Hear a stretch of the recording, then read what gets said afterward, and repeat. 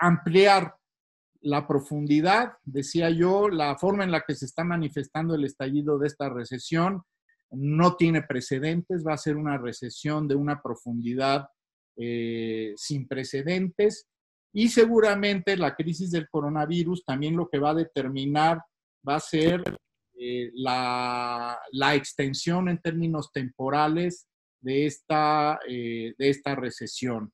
No sabemos qué va a pasar en el sentido de que no sabemos bien a bien cómo va a ir evolucionando la pandemia en sus distintas etapas, ¿sí? Y no sabemos también cómo se va a ir articulando en concreto, ¿sí?, la pandemia con el desarrollo de la crisis económica. Entonces,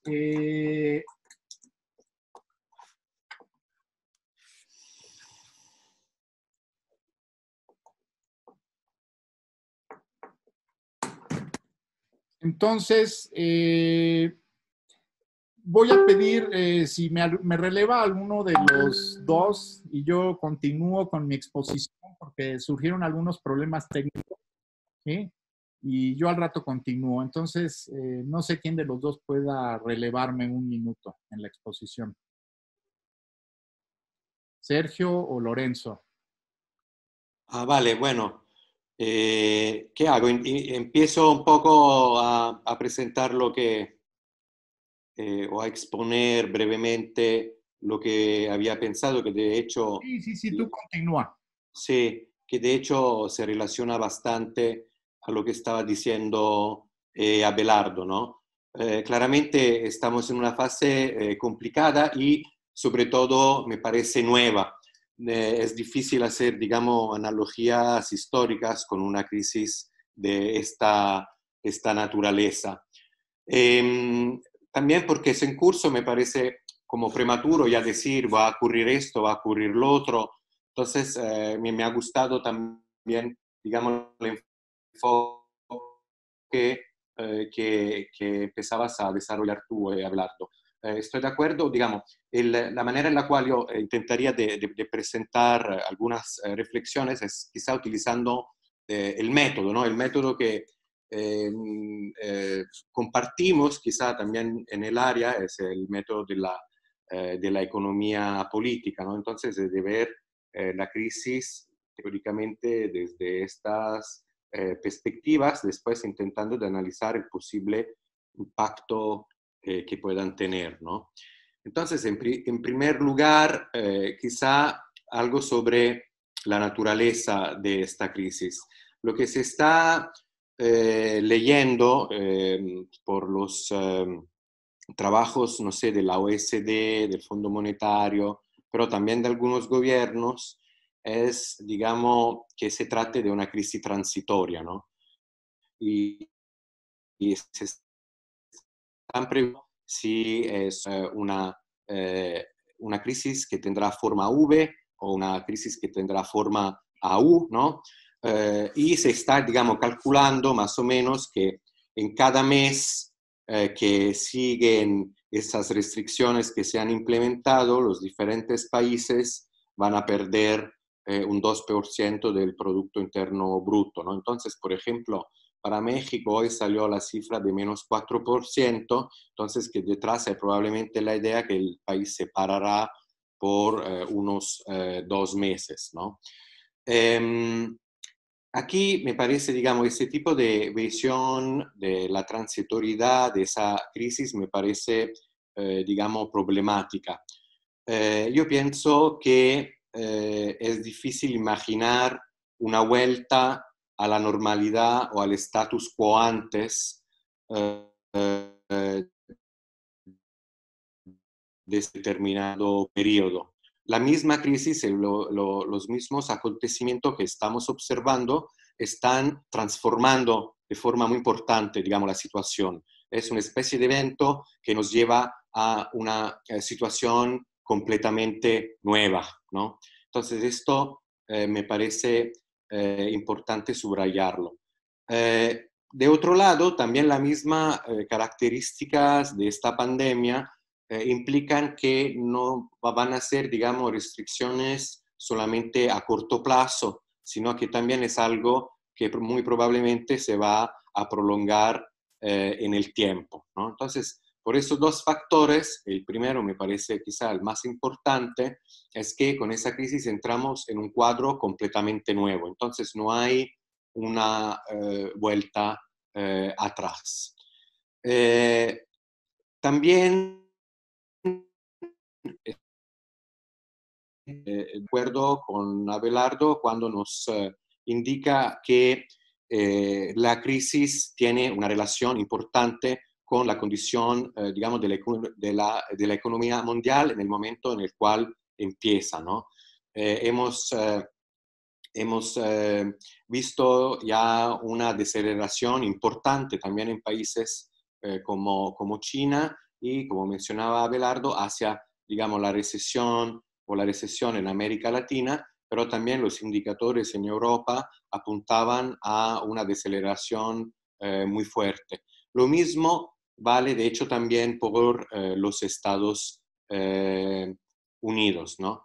Eso de un lado. De otro lado, claramente tenemos que ver los problemas estructurales que básicamente estaban subyacentes, ¿no? Eh, y problemas asociados, digamos, con la recuperación, y lo digo entre comillas, de la gran recesión, que ha sido una recuperación, digamos, muy inestable y por la tipología de medidas que se han adoptado, hemos, de una cierta forma, observado una continuación del modelo precrisis del 2008, claro, con unas modificaciones, pero sustancialmente fuertemente basado, digamos, en la deuda, la finanza, etcétera, que ha implicado claramente ese tipo de solución, crecientes desigualdades, creciente pobreza y tasas de acumulación, digamos, relativamente bajos. Y además, claramente lo que surgió en el último periodo es una, ¿cómo decir?, una transmutación de una cierta forma de la crisis económica a una crisis también política y una crisis, digamos, de legitimidad del sistema y una crisis de los estados, ¿no? En términos más amplios. Crisis que, sobre todo y de forma creciente, han empezado a aprovechar, bueno, desafortunadamente, en gran medida, los partidos y los grupos de derecha. Entonces, estábamos ya en una situación muy complicada. Quizá también otra cosa que se podría decir es sobre el impacto desigual que tiene esta crisis y de la aumentación de tensiones que probablemente va a provocar o que ya está provocando entre estados, pero también al interior de los mismos estados, antagonismos, digamos, entre las diferentes clases, ¿no? Claramente, no todos los estados han sido afectados de la misma forma, ¿no? China, por ejemplo, o por el momento, ha sido afectada menos que otros. Ha tenido, digamos, una estrategia de bloquear el avance del virus quizá más eficiente respecto a otros países. Pero al mismo tiempo hay también una diferencia quizá entre sectores económicos. No todos estarán afectados al mismo modo. No sé, hago por ejemplo, no sé, el ejemplo de Amazon, que claramente se distingue por continuar, digamos, distribuyendo mercancía, etcétera, respecto, no sé, a la industria del transporte aéreo, ¿no? Entonces, eso me parece quizá un elemento pena eh, subrayar. Además, hay claramente una diferencia importante en la posibilidad que tienen los diferentes estados de poder intervenir en la economía. Y eso también, ahí también notamos, digamos, diferencias importantes sobre el tipo de intervención que pueden hacer, por ejemplo, los Estados Unidos, que siguen controlando, digamos, la moneda mundial, o China y otros estados, ¿no? Hay ya tablas y análisis que se están produciendo donde se subraya, por ejemplo, que en los Estados Unidos están gastando en ayudas, digamos, o intervenciones fiscales inmediatas el 5% del Producto Interno Bruto. Italia tiene, por ejemplo, el 0,9 o España 0,7. Hay, digamos, diferencias y Alemania 4,4% de su Producto Interno Bruto. Entonces hay una diferencia muy importante entre la posibilidad que tienen las diferentes y la capacidad que tienen los diferentes estados de intervenir y aliviar, digamos, de una cierta forma las problemáticas por, bueno, sobre todo por sus capitales, ¿no?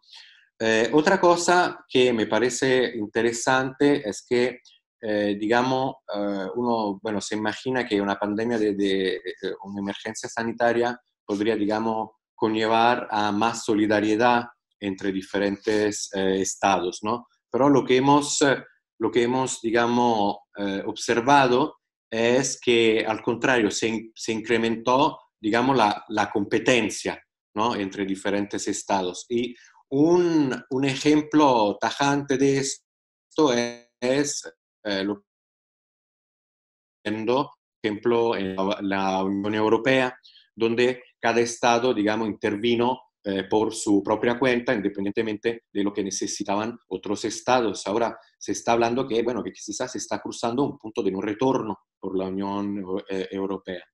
Y claramente hay otra, digamos, implicación de esa desigualdad que es, bueno, la desigualdad, el impacto sobre las diferentes clases sociales, ¿no? Existe siempre el riesgo, y los primeros datos, de hecho, ya lo demuestran, que la crisis, los datos, digo, por ejemplo, sobre el desempleo, se descargan sobre la clase trabajadora, ¿no?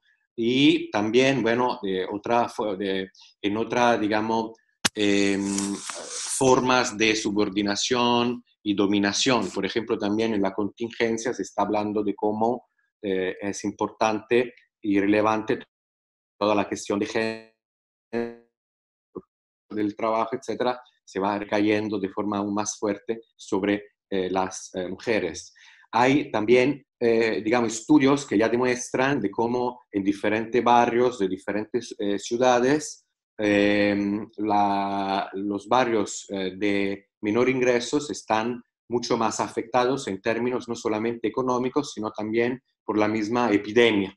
Esto es un estudio que he visto justo ayer sobre la ciudad de Barcelona. No sé, Abelardo, sigo yo, ¿no? Termino. Sí que me falta poquito. Después te paso otra vez la palabra. Eso me lleva, digamos, a dos ulteriores, digamos, consideraciones, ¿no? Una se relaciona un poco al Estado, la transformación, posible transformación del Estado, que algunos, bueno, partiendo de la idea que se asocia esa crisis con el posible fin del neoliberalismo, y la otra es la cuestión un poco geopolítica. En términos, bueno, la transformación del Estado y el fin del neoliberalismo, aquí también, bueno, claramente estamos en el curso de la crisis, entonces es muy difícil hacer, digamos, un análisis completa, ¿no? Digamos, algunos hablan ya del retorno del público, del espacio público, de la intervención pública, exactamente por las grandes intervenciones que por lo menos han anunciado varios estados nacionales, ¿no? En términos de ayudas directas, la provisión de liquidez, pero que pasa hasta, en algunos casos, de nacionalizaciones y control de la economía, ¿no? Por el hecho que se hace digamos, necesario, digamos, suspender hasta, digamos, el liberalismo, en el sentido que se tiene que decidir lo que efectivamente esencial y lo que no es esencial para la economía. Entonces, esto apunta quizá a una transformación importante, ¿no? del Estado o una superación del neoliberalismo. De todos modos, yo tengo también mis grandes dudas, ¿no? sobre esto, ¿no?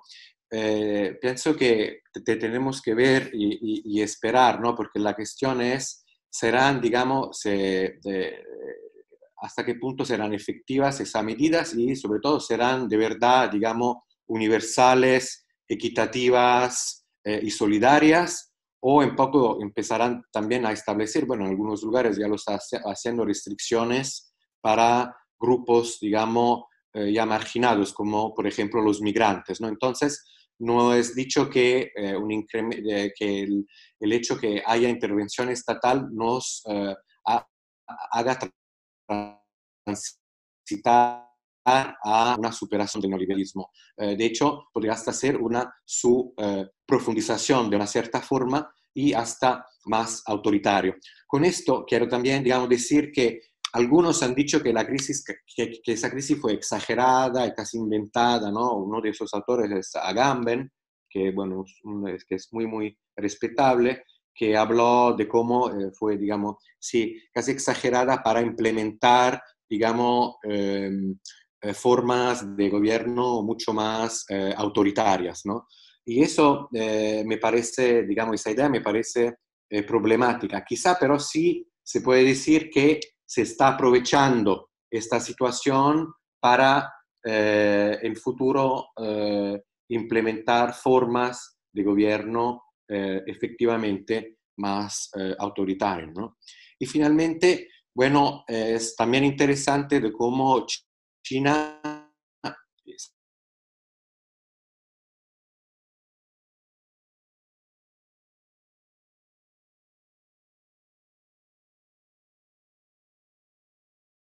la economía, que pero es también, digamos, un sistema caracterizado de un fuerte autoritarismo. Y con esto de China, digamos, que quiero concluir también, digamos, mi intervención relacionada a la geopolítica y a la hegemonía, ¿no? También aquí, mirando los aviones de ayudas y la eficiencia de China, se está otra vez hablando de una consolidación de la transición hegemónica, ¿no? Entonces, de un declive quizá de la posición que han tenido los Estados Unidos hasta la fecha, por algunos ya que perdieron, bueno, ya hace tiempo, pero con la emergencia de China en este sentido. Bueno, de una cierta forma, ese tipo de discusiones se tienen en cada crisis, ¿no? Y los debates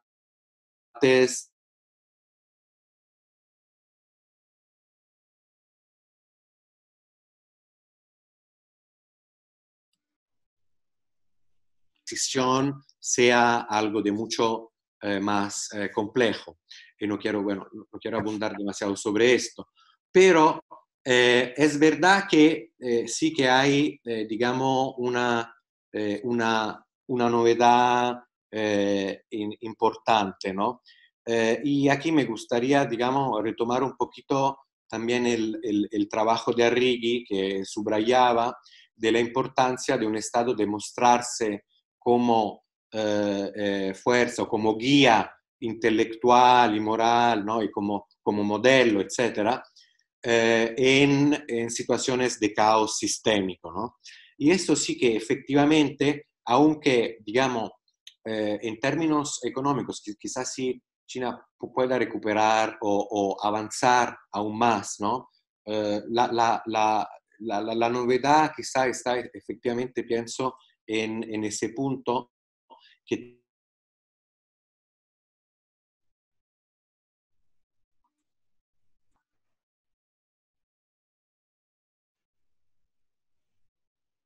por ejemplo, Italia, pero también en el este de Europa, ya está, bueno, llevando ayudas a los mismos Estados Unidos, ¿no?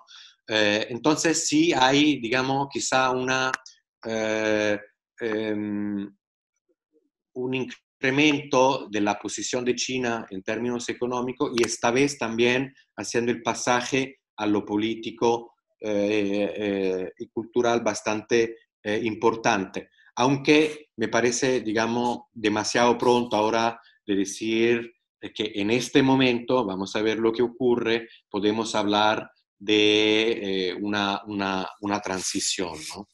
Y bueno, sí, esto era un poco, eran mis reflexiones iniciales y bueno, y seguimos trabajando, ¿no? Para ver lo que ocurre, afinando claramente el análisis en base a nuestras observaciones. Y bueno, devuelvo la palabra entonces a Abelardo, esperando que en ese tiempo se solucionó también el problema técnico. Muy bien, muchas gracias. Surgió un problema técnico, se nos cortó la transmisión vía Facebook. Una disculpa a las personas que estaban conectadas en Facebook y que se interrumpió un tanto la transmisión, pero ya se reanudó y parece ser que está funcionando bien.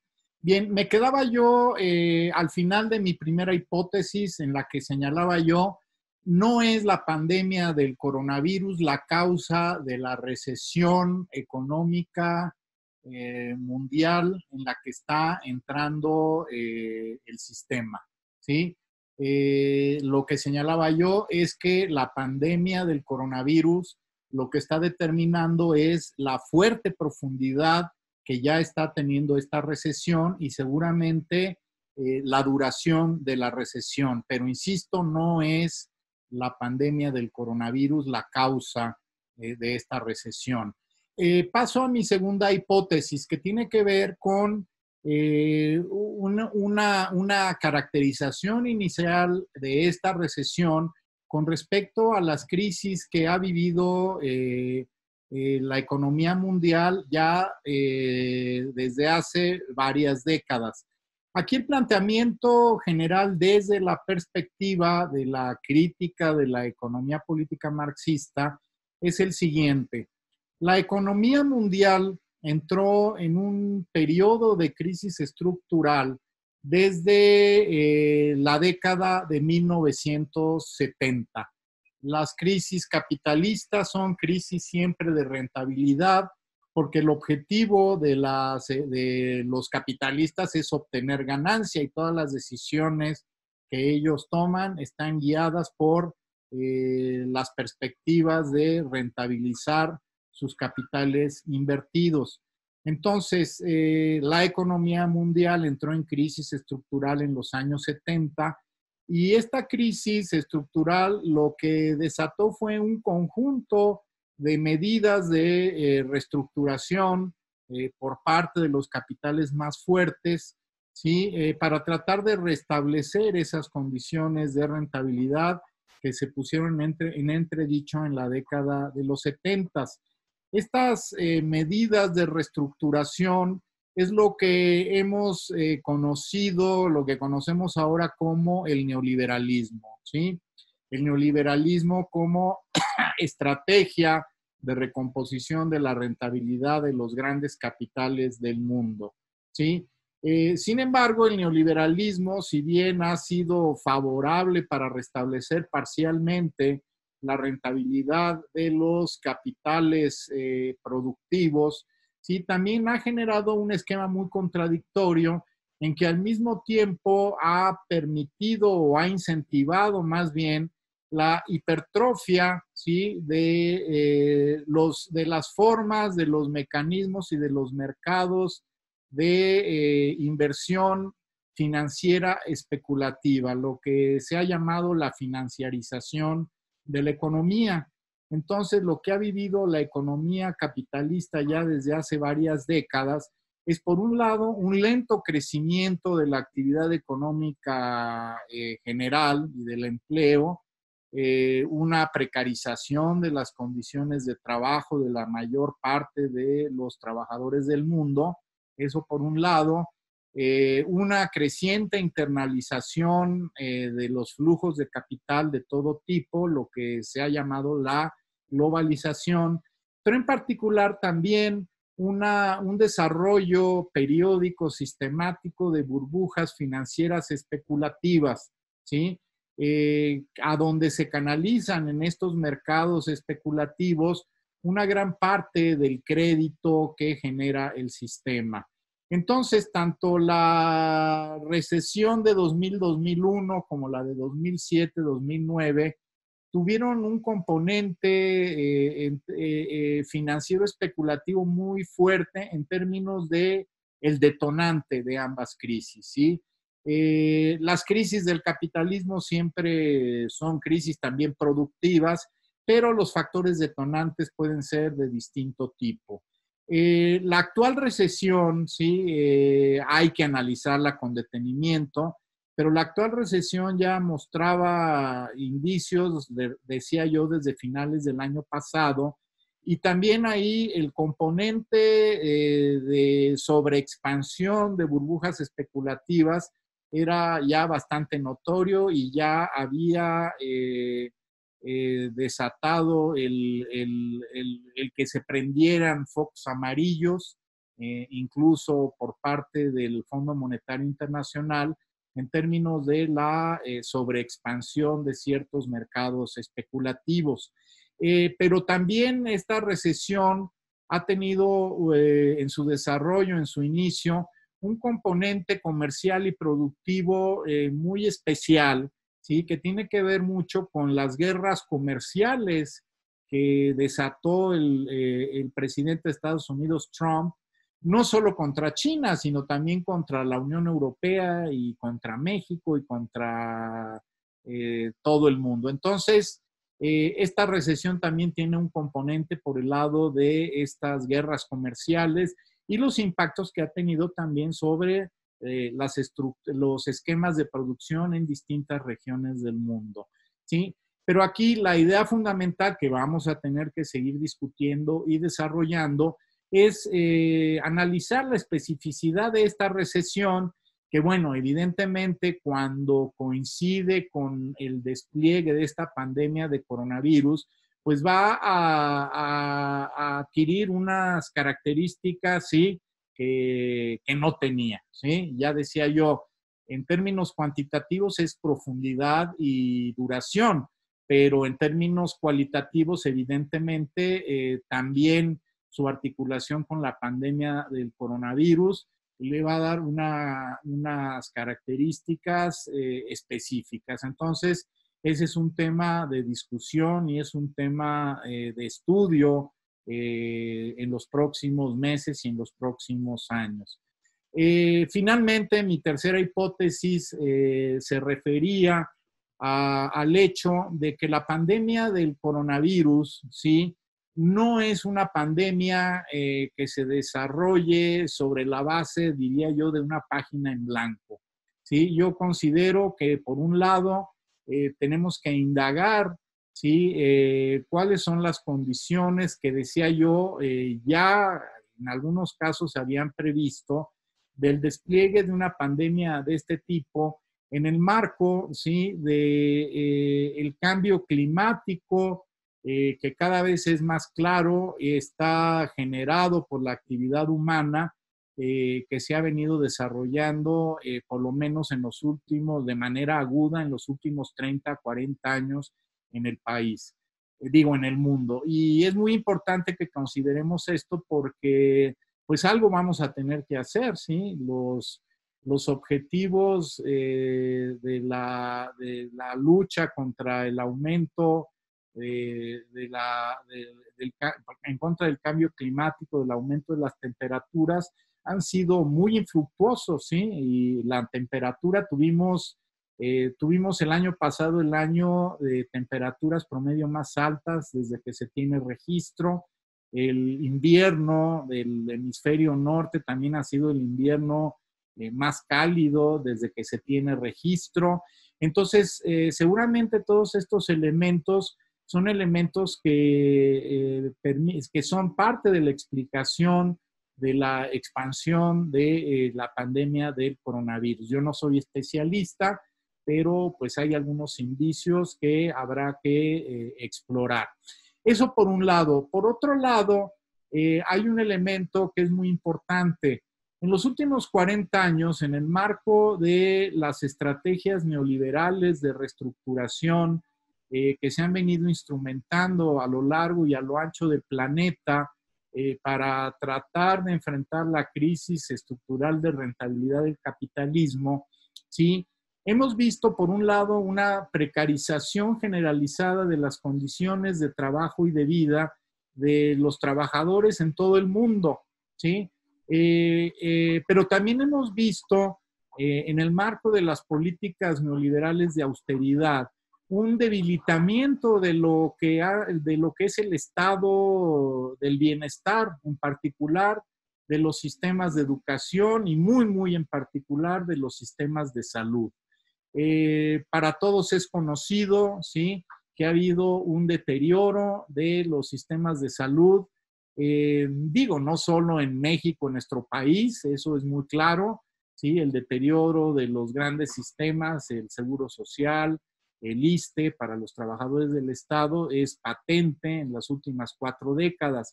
Pero esto también ha sido muy patente en los países donde tenían un estado del bienestar más desarrollado, como es el caso de los países de la Unión Europea, ¿sí?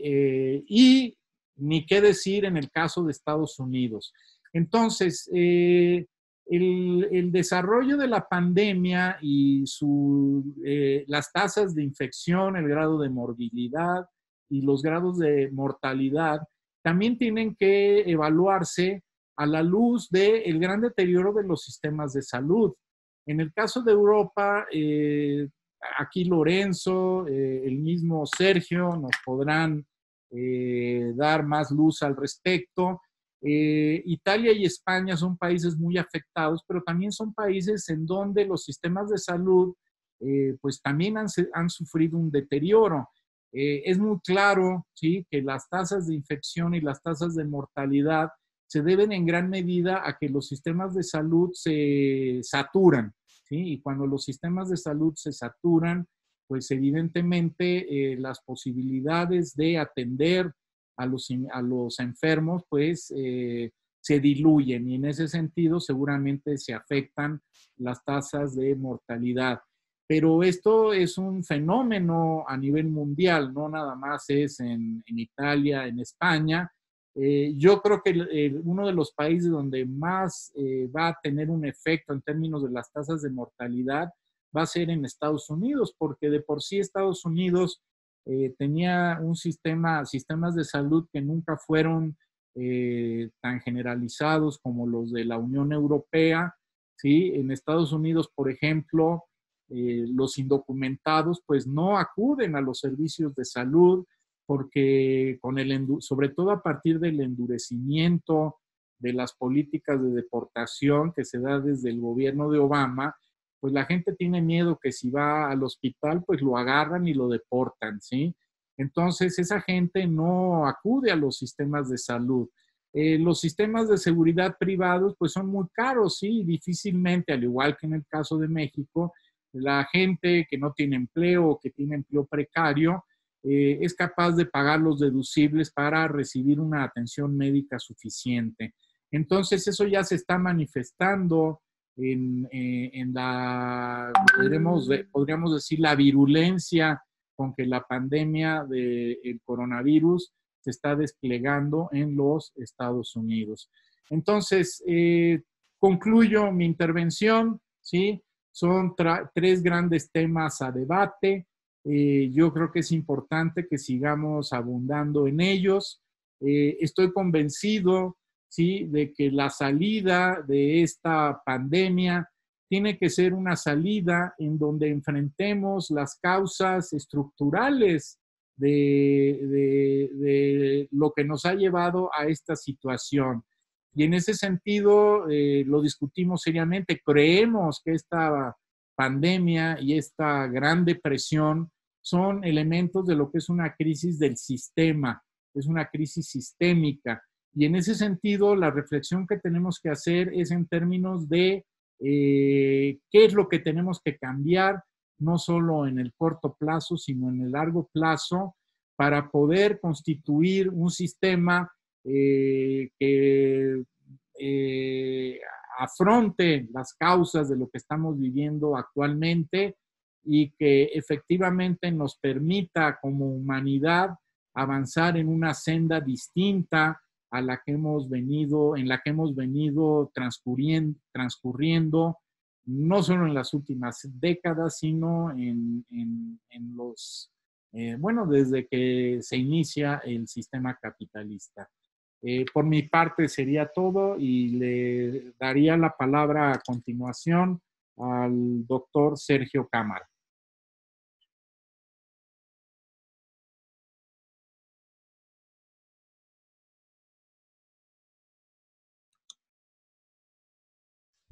Hola, buenas tardes, buenas noches en su caso para todos.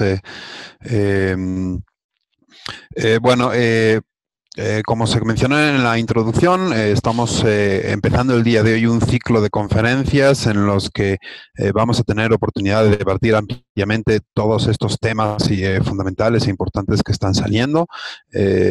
Hoy decidimos estar nosotros tres, pero en futuras ocasiones tendremos a otros invitados que darán diferentes puntos de vista y nos permitirán ir abordando las distintas temáticas fundamentales que tenemos, ¿no? Mi intervención el día de hoy va muy centrada en el título del día de hoy, crisis humana, crisis y crisis económica.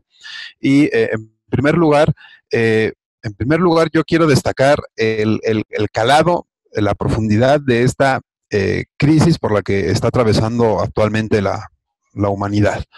Esta pandemia del nuevo coronavirus es la mayor crisis de mortalidad en décadas recientes y yo creo que efectivamente, lo decía Lorenzo, es un evento inédito para encontrar un evento similar que haya afectado a la humanidad en fechas digo, en tiempos recientes, yo creo que nos tendríamos que ir a un evento de la magnitud de la Segunda Guerra Mundial y de ahí a la Primera Guerra Mundial. Evidentemente, la pandemia de influenza o gripe española de 1918, como una pandemia también global que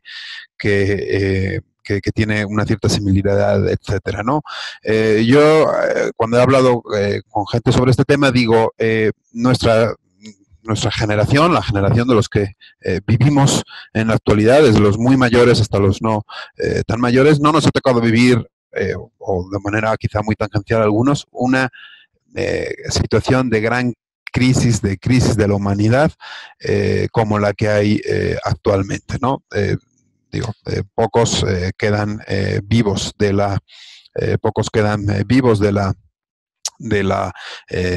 Segunda Guerra Mundial y bueno, pocos de ellos realmente tendrán un recuerdo fuerte, ¿no?, de ella. Entonces, pues sí, realmente estamos hablando de algo que es inédito en lo que hayamos podido vivir nosotros, ¿no? La anterior pandemia global en la humanidad fue la gripe de la española o la pandemia de la influenza, que coincidió en el tiempo con el final de la Primera Guerra Mundial y además se dio en un momento en los que la ciencia médica estaba mucho menos desarrollada, ni siquiera se conocían los virus, se sospechaba que existían, pero no se conocían como tal los virus, por lo tanto no había vacunas, ni la posibilidad ni tampoco existía en ese momento el tratamiento antibióticos para las complicaciones bacterianas, ¿no?, de la enfermedad que generó esa influenza, y por lo tanto se plasmó en una pérdida estimada de 50 millones de vidas humanas en ese momento. Hoy ya superamos los 50.000 muertes confirmadas de casos del nuevo coronavirus, y es todavía evidentemente una cifra muy inferior, tanto en términos absolutos como en términos relativos, a la de esa pandemia, pero pues esto está nada más comenzando, ¿no? Evidentemente tenemos avances científicos para el tratamiento de las infecciones por virus, pero el virus es especialmente mortal, tanto por la combinación de su potencial de contagio, su morbilidad, como por su letalidad, ¿no? Sin ser tampoco especialista, evidentemente, en pandemias, ni en esto, pero por la importancia y las implicaciones que tiene de cara a la economía, yo considero que es altamente probable que antes de que haya disponible una vacuna o antes de que haya disponible un tratamiento efectivo contra el virus, vamos a tener una rápida propagación del virus que va a infectar a la mayor parte de la población, y cuando pues se ha hablado de que se infecta a la gran mayor parte de la población, se está hablando de que se infecta alrededor de entre un 70-80%, son las cifras que se dan, ¿no? Las cifras que han dado en algunos momentos pues diversas personas especializadas en pandemias y luego también pues diversos gobernantes u otros personajes, ¿no?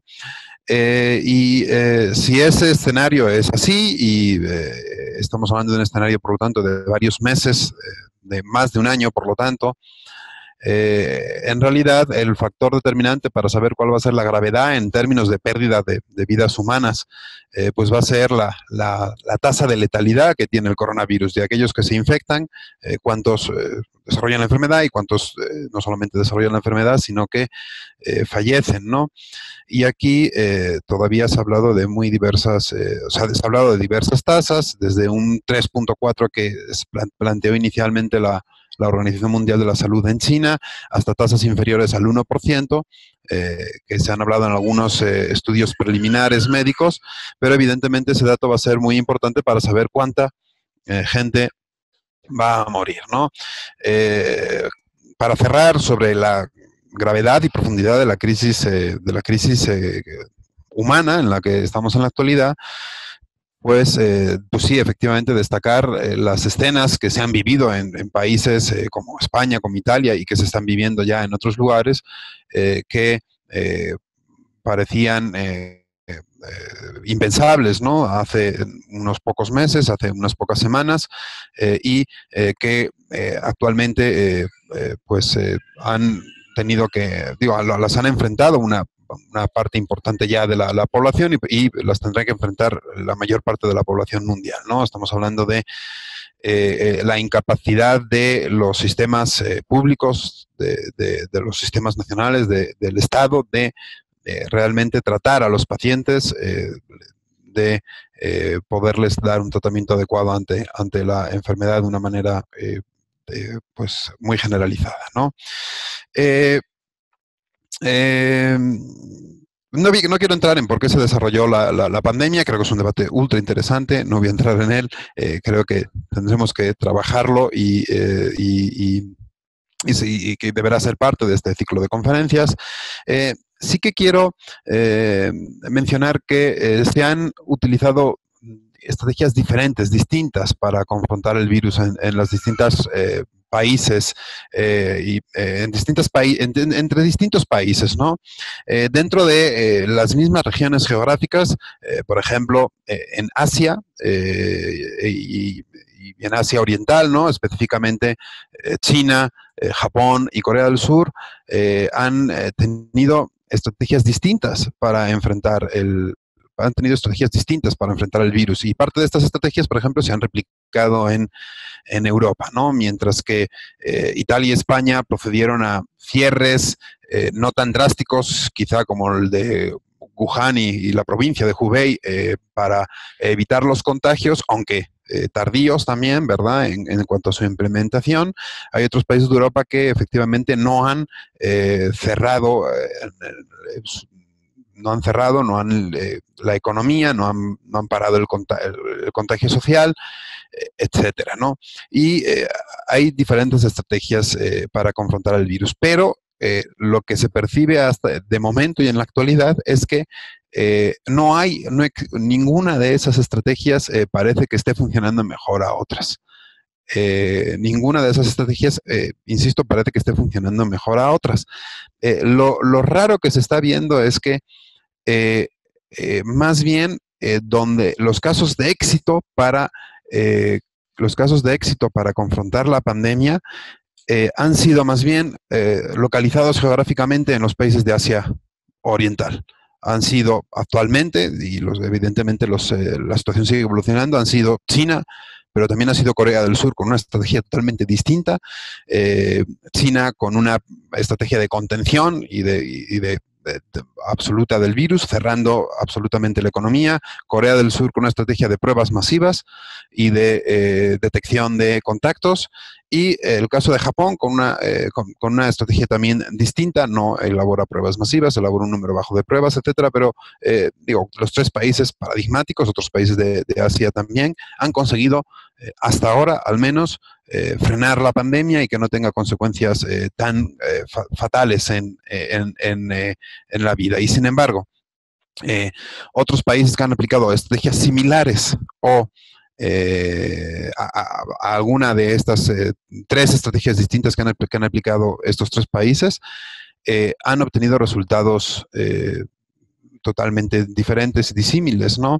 Efectivamente, probablemente en el caso de España e Italia y España, las estrategias de contención se aplicaron de forma tardía, pero otros países que han aplicado estrategias de contención en Europa de una forma más temprana, incluso ahí podríamos mencionar el propio caso de México, de una forma muy temprana se han aplicado estrategias de contención y el éxito que ha habido en los países de Europa ha sido muy limitado y el que ha habido en México probablemente será difícil. Se puede aplanar la curva, pero será difícil que no haya no se entre en esa fase 3 de contagio masivo, ¿no? A nivel comunitario, etcétera, ¿no? Por ejemplo, a diferencia en los focos donde en los focos geográficos, en los puntos geográficos donde se ha alcanzado las mayores tasas de mortalidad diaria con relación a la población, que son el norte de Italia, España, y ya en la actualidad en Europa también, yo creo que hay que incluir en la actualidad también a Bélgica, como un país donde más muertos por COVID en relación a la población se tienen por día, y por supuesto también ya la zona de Nueva York y Nueva Jersey, ¿no? De los dos estados en los que el número de muertos por día en relación a la población, se suma la población de los estados completos de Nueva York y Nueva Jersey, son menos de 30 millones de habitantes, menos de la mitad de la población de Italia, y están reportando unas cifras de muertos muy, muy elevadas, ¿no? En niveles relativos incluso mayores que el conjunto de Italia y que el conjunto de España, aunque evidentemente, sobre todo en Italia, no tanto en España, la distribución geográfica de la epidemia es muy distinta, ¿no? En Italia está muy, muy concentrado en el norte y en la Lombardía en particular, mientras que en España sí se ha concentrado en las zonas urbanas, Madrid, posteriormente Cataluña, pero tiene una expansión geográfica relativamente más homogénea. Entonces, si no son las distintas estrategias para afrontar el virus, ¿qué es lo que determina el relativo éxito o no para enfrentar la pandemia, ¿no? Y aquí, evidentemente, el neoliberalismo tiene un papel fundamental. Se ha mencionado el deterioro de los sistemas de salud, y yo creo que es un factor fundamental para explicar las posibles diferencias en la tasa de letalidad del virus, pero creo yo que el factor determinante que impacta en la magnitud de la crisis sanitaria en cada país no es tanto la letalidad, sino más bien el nivel de contagios, la morbilidad, la cantidad de población que es infectada por el virus, ¿no? Creo yo que ese es el factor determinante que ha hecho que haya diferencias fundamentalmente entre esos países de Asia Oriental y otros países que no he mencionado, y yo diría que prácticamente el resto del mundo con algunas excepciones, ¿no? Y ahí yo sí clasificaría también al neoliberalismo, pero más bien lo que pensaría que se trata es Por supuesto, insisto, no quiero... el deterioro de los sistemas de salud es un factor fundamental, pero yo creo que otro factor fundamental es el carácter limitado que tiene el Estado en el neoliberalismo para intervenir en la economía, en la sociedad de una manera amplia, como se requiere para este tipo de pandemias y para este tipo de situaciones, ¿no? Se ha hablado de la posible existencia de una economía de guerra, pero creo yo que el Estado en general, los Estados europeos, el Estado en Estados Unidos, etcétera, tienen una capacidad mucho menor de actuar de forma enérgica y de forma coordinada. El Estado está disminuido por el neoliberalismo para poder enfrentar de una manera fuerte esta pandemia, y me refiero a la atención sanitaria, pero a todo lo que se requiere para evitar la propagación de la infección, de los contagios. Sobre la crisis, ya aquí termino en lo que tiene que ver con la crisis humana y paso un poco a hablar de la crisis económica, ¿no? Soy el último de los tres en hablar, puedo también aprovechar lo que se ha dicho y incluso también puedo empezar ya a polemizar algo sobre las cuestiones que se han dicho, ¿no? Efectivamente, yo creo que la situación estructural de la economía mundial y de las economías centrales de Estados Unidos, de las economías de la Unión Europea, era una situación altamente deteriorada, pero altamente deteriorada y muy compleja y muy difícil, ¿no? En todo caso, yo no me atrevería a decir que la pandemia no es la causa de la crisis, ¿no? Más bien, yo lo que creo que es más pertinente, más preciso quizá decir, es que la pandemia es la causa detonante de la crisis, no es la causa estructural de la crisis y por lo tanto de su posible gravedad, pero evidentemente sí que es la causa detonante de la crisis, ¿no?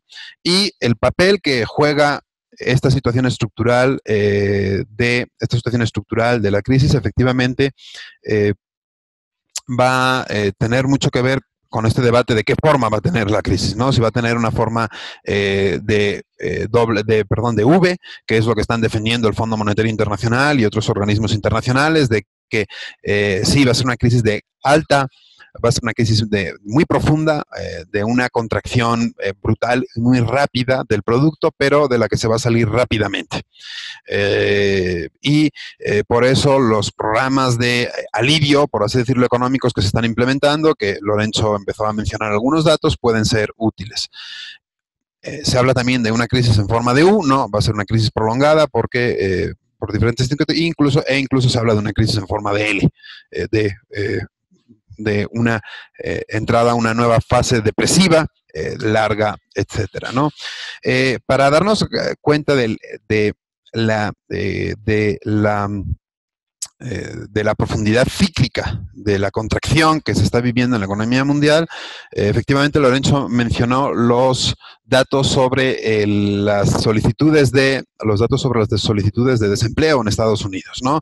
En realidad ni siquiera son los nuevos desempleados, porque son las personas que tienen derecho a prestaciones por desempleo y que solicitan por lo tanto esas nuevas prestaciones, pero no están incluidas en esa estadística aquellas personas que en Estados Unidos es una parte importante de la población trabajadora que no tienen prestaciones de desempleo. Y efectivamente, tras la semana pasada tener una cifra de 3 millones y pico de solicitudes, esta semana se tiene una cifra de 6 millones y pico nuevas solicitudes, ¿no? Evidentemente nadie encontraría empleo de la semana pasada muy difícil, y por lo tanto se pueden sumar, estamos hablando de 10 millones de personas que perdieron perdieron empleo en 2 semanas.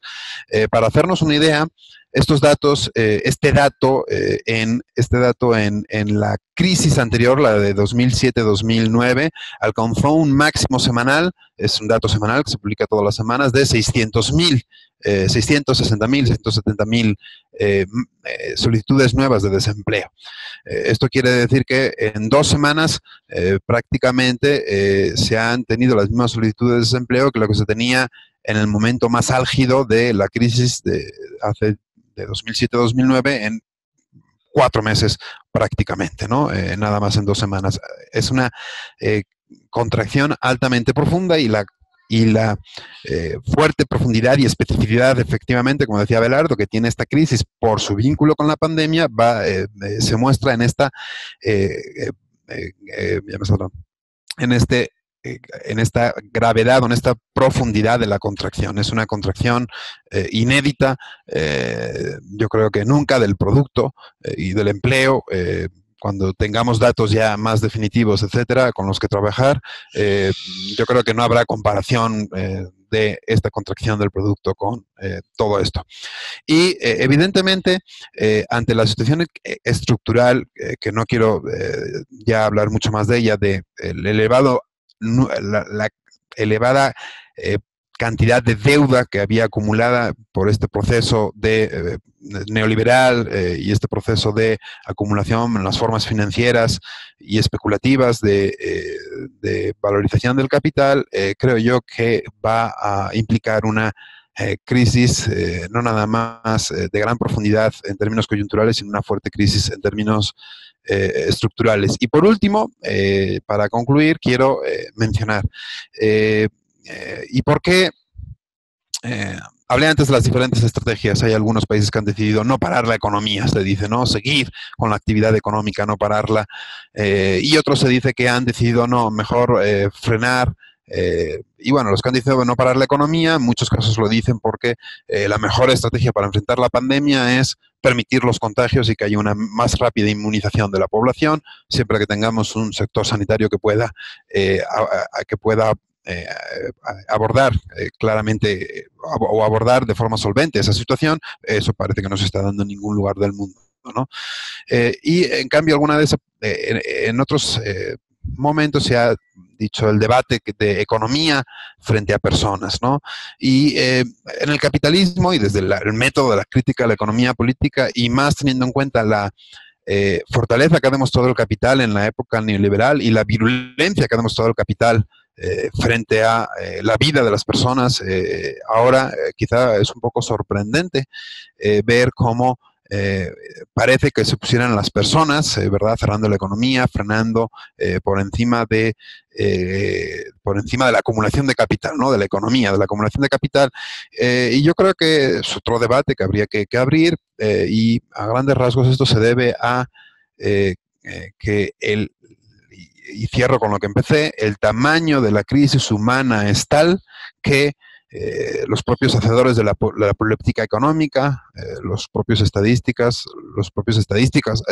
perdón, como representantes también del propio capital, consideran que esto pone en entredicho la reproducción social en su conjunto, la reproducción capitalista en su conjunto, y de ahí esta forma de actuar, intentando solventar en la medida de lo posible la vida de las personas, pero porque eso implica finalmente un intento por solventar la propia supervivencia de la relación social de producción capitalista. Evidentemente, las alternativas que tenemos a esa relación social de producción capitalista es otro de los grandes temas y debates que es necesario abrir. Y bueno, pues hasta aquí sería mi intervención. Muchas gracias.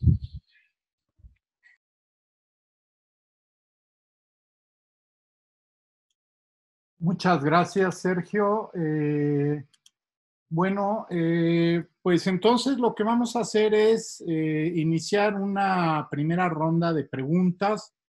Lo que yo propongo es que los que quieran hacer una pregunta, un comentario breve, levanten la mano y yo les abro el micrófono para que puedan expresarse.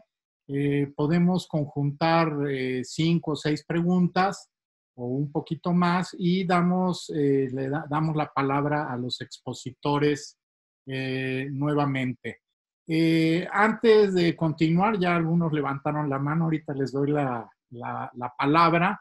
¿Sí? Estén atentos todos, porque como ya señalamos, vamos a tener este ciclo de conferencias cada semana. Pero en general, la UAM Azcapotzalco abrió una hoja web, ¿sí? En donde vamos a tener un conjunto de actividades, ya hay un conjunto de actividades tanto para la comunidad universitaria como para el conjunto de la sociedad, ¿sí? En la que pueden involucrarse.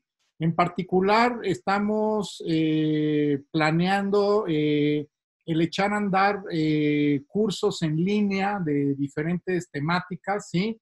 Entonces, estén atentos, la hoja web de la UAM Azcapotzalco para que lo apunten, es muy sencillo, ¿sí? Se llama contingencia.ask.uam.mx. Y en particular ahí hay una sección, una pestaña que se llama UAM Azcapotzalco en línea. Ahí vamos a poner el cartel de las distintas conferencias cada semana. Y hay otro tipo de actividades que ahí vamos a estar anunciando. Entonces a todos les pido que estén atentos y revisen periódicamente el contenido de nuestra hoja web.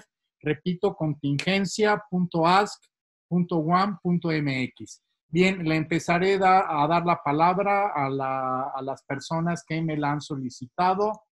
Bueno, le damos la palabra entonces a Luis Enrique. Buenas tardes. Sí, se escucha bien, gracias. Buenas tardes a los profesores de la UAM Azcapotzalco, un saludo. Y me parece muy importante que estas difusiones de estos seminarios, o bueno, estas conferencias que van a estar dando, son muy importantes para tener bien informados a la gente, ya que pues se ha generado mucha desinformación al respecto. Y bueno, mis dos preguntas son muy concretas. Bueno, que si bien se sabe que los virus no generan las revoluciones, sino que son los humanos, las sociedades organizadas, ¿qué posibilidad hay que haya un cambio de paradigma de la economía neoliberal a nivel mundial? Esto es con relación a lo que dijo el profesor Fusaro de la transformación de los estados o el fin del neoliberalismo. Y la segunda pregunta va encaminada a qué se debe de aprender del modelo chino, que si bien se sabe que es autoritario y que han manejado muy bien la situación, que además de que enfrentó con determinación la pandemia del COVID-19 y que en el epicentro de Wuhan haya pasado ya a 0 contagiados y que los contagiados son personas que han regresado a ese lugar, y que en la actualidad Estados Unidos o Nueva York se convierte en el nuevo epicentro de contagio. ¿Qué se debe aprender de estas dos economías que son, bueno, que son hegemonías y que si bien Estados Unidos no ha sabido manejar esto, ¿cómo lo podemos entender? Gracias. De nada, Carlos Canfield. Bueno, yo lo que quiero comentar es lo siguiente. La importancia que tiene entender el origen de la crisis estructural y la posibilidad de una crisis de contingencia, de coyuntura, perdón. ¿En qué sentido? Nosotros tenemos conocimientos previos de lo que ha sucedido en las diferentes crisis y con base en eso aplicamos soluciones de política económica.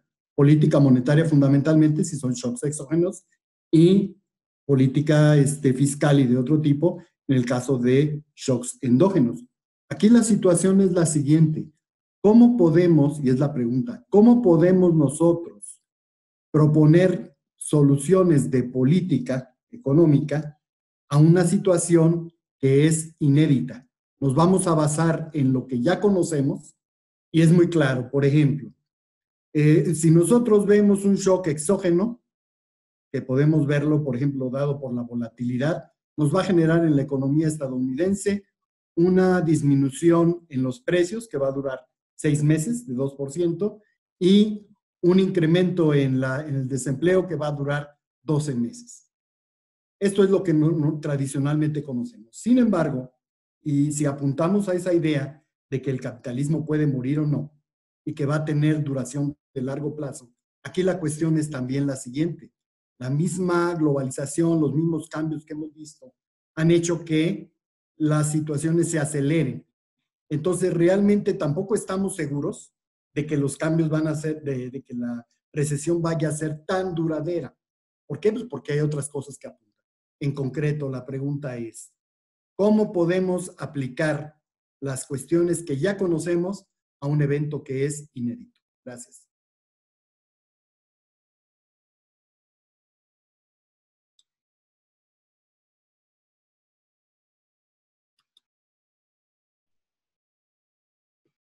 Gabriel Cabrera.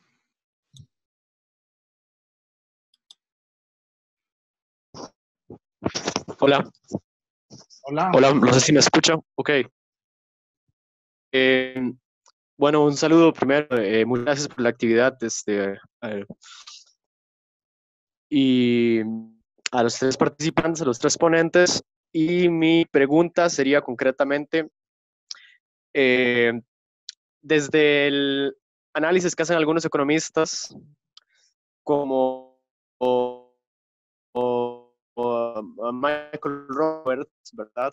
También es como Allen o Jude Clown, ¿cómo concretamente se podría tal vez, o, si, o si tan siquiera se podría establecer un vínculo entre todo esto que estamos viviendo, estos fenómenos de la pandemia, sus repercusiones económicas y la ley de la caída tendencial en la tasa de ganancia, o cómo podría realmente afectar, ¿verdad?, este shock en la oferta, como lo ha denominado Michael Roberts, hasta la tasa de ganancia de las empresas en el capitalismo, y cómo esto podría realmente tal vez crear una caída irreparable o eh, cambiar, digamos, la forma que tenga esta crisis o esta depresión. Muchas gracias, Gabriel. Intentamos darle la palabra nuevamente a Ruth Selene Ríos. Hola, ¿me escuchan? Escuchamos bien, adelante. Bien, gracias. Mira, quisiera preguntarle al profesor Lorenzano si puede profundizar más sobre lo que él comentó, de que es posible que con esta pandemia el neoliberalismo pueda llegar a su fin. Por lo menos así le entendí, porque a mí me parece lo contrario, me parece que el coronavirus evidentemente ha impactado la economía mundial, pero también me parece que el sistema capitalista tiene el poder de mutar, así como el virus, igual el sistema capitalista, y buscar nuevas formas de seguir acumulando capital, como es el caso de Amazon o todas las compras en línea. Incluso la educación en línea, pues también ha tenido como un despunte últimamente. Entonces, bueno, yo diría que el capitalismo no duerme y pues también buscará sobrevivir al virus. Y mi hipótesis es que primero se mueren los humanos antes de enterrar al sistema capitalista. Gracias. Muchas gracias. Le damos ahora la palabra a Ani.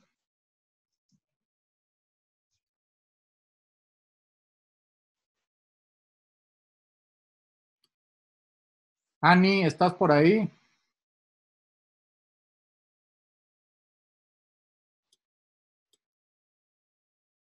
Bueno, pues son todas las preguntas por el momento. Entonces, le damos la palabra en primer lugar a Lorenzo para que responda a las preguntas que le hicieron directamente. Vale. Ok, sí, muchísimas gracias por las preguntas y los comentarios. Bueno, empiezo con la última, esa sobre el neoliberalismo. Digamos, de hecho, yo no he dicho que se va a acabar el neoliberalismo, solamente he dicho que es algo que se está, digamos, debatiendo al momento, ¿no? Por la intervención de los estados nacionales en términos de política fiscal, por el tipo de intervenciones también en la sanidad, se está revaluando de otra vez lo público y todo esto. Por eso he dicho que hay argumentos que se están haciendo a favor de esa hipótesis. Pero de hecho, lo que intenté, quizá no lo he hecho bien, pero lo que intenté, digamos, de desarrollar un poquito más, es decir, de cómo esa visión tiene también, digamos, que es muy problemática, ¿no? De hecho, por los argumentos, bueno, similares a los argumentos eh, que mencionaste, ¿no? Okay. Sí, entonces ahí quizá estoy más, digamos, más de acuerdo con la posición que mencionaste tú, aunque existe, depende mucho, pienso, de las luchas, de las relaciones de fuerza, etcétera, si efectivamente se da un cambio o no. Y con eso respondo también un poco a Luis Enrique, que bueno, ha dicho que el virus no crea la revolución, que pero ahora se están dando quizá las condiciones para un cambio de paradigma. Digamos, desafortunadamente no hay ningún automatismo, ¿no? De que crisis económicas se puedan trasladar o transformar en revoluciones o cambios progresistas. De hecho, si lo pensamos de esa forma, también tendríamos que decir que, no sé, que la crisis del 2008 también hubiera conllevado a políticas progresistas y todo eso, y de hecho, en la mayoría, no digo en todo, pero en la mayoría de los casos eso no ocurrió. Lo que hemos vivido en los últimos tiempos, de hecho, es una ocupación, digamos, del espacio de descontento, etcétera, sobre todo por la derecha, ¿no? Y con esto, en esa situación hemos llegado a la crisis. Entonces, no es absolutamente dicho que esa crisis provoque un cambio de políticas en términos más progresistas, ¿no? Em, em, Eso sobre... eh, mm, la cuestión, digamos, de China, sí, bueno, lo que observé yo hasta el momento es de cómo se está retomando un poco como punto de referencia. Bueno, Sergio ha hablado de diferentes estrategias y efectivamente la China hasta la fecha, porque ahora también están surgiendo otra vez nuevos casos, etcétera, ahora que están reabriendo, digamos, o rompiendo con la contingencia que habían establecido anteriormente, pero sí que ha sido un modelo, ¿no? Y claramente ese modelo tiene también rasgos muy autoritarios, ¿no? Y que son también, creo, desde esta perspectiva peligrosos. Entonces, eso se reconecta un poco con lo que he dicho anteriormente sobre el neoliberalismo, que hay la posibilidad, no digo la necesidad, pero la posibilidad que se vuelva a formas quizás hasta más autoritarias, aprovechando de esta situación. Y bueno, por último, en términos de la tasa de ganancia, y ahí, bueno, yo no escuché a Michael Roberts acerca de esto, sí, me gustaría, digamos, después ver exactamente su posición, pero en principio, digamos que una crisis de esa magnitud podría también conllevar a una destrucción de muchos capitales, ¿no? Como en tiempos de guerra, que se destruyen los capitales y eso podría restablecer, digamos, formas de acumulación con tasas de ganancia a largo plazo hasta más altas, ¿no? Entonces aquí hay también ese tipo de posibilidad que se podría tomar en cuenta de las varias empresas, etcétera, que algunos han llamado empresas zombie, etcétera, que ya tendrían que desaparecer y que no ocurrió, digamos, en el último periodo, que quizá con ese tipo de crisis podrían efectivamente, las menos eficientes, etcétera, y menos rentables, salir del mercado, dando espacio para una ronda de acumulación, digamos, más rentable. Sí, eso es lo que puedo responder o comentar. Muy bien, muchas gracias, Lorenzo. Voy a leer dos preguntas que mandaron por escrito, ¿sí? De gente que no tiene micrófono, ¿sí? Ani Aldrete dice, ¿creen que se debe replantear el tema ante una posible guerra químico-biológica entre las potencias? Dice, antes las guerras eran armadas, pasamos a guerras comerciales y ahora esta situación se puede plantear como una posibilidad, entiendo, de guerra química o biológica. Estamos ante un virus que no presenta síntomas hasta 15 días después y tenemos a dos grandes monstruos que controlan todo el mercado alimenticio y farmacéutico. ¿Qué opinamos al respecto? ¿Sí? Hay otra pregunta por escrito de Dick que dice, dadas las circunstancias nuevas donde se requiere y se acepte la intervención del Estado en la economía, ¿se podría hablar de una situación similar a la economía de la posguerra, donde pudiera favorecer el crecimiento económico debido a un amplio margen de crecimiento de la tasa de ganancia, sin que el crecimiento de la productividad afecte la caída de la tasa de ganancia? Bien, esas son dos preguntas y también le voy a dar la palabra a Arturo Pacheco, ¿sí? Para que nos haga una pregunta. Arturo. Sí, gracias. ¿Me escuchan? Sí, bien. Estamos bien, sí. Bueno, más que pregunta, a mí me gustaría comentar algo breve y me parece que pues es una oportunidad que estemos aquí varios compañeros de la UAM, creo, no todos, tratando de analizar esta crisis, que sin lugar a duda lo es. Entonces, primer punto, pues qué bien que estamos aquí. Dos, a mí me parece que habría que preparar, supongo, va a haber más reuniones, va a haber más formas de encontrarnos para tratar de fondear un poco más teóricamente sobre todo, ¿verdad?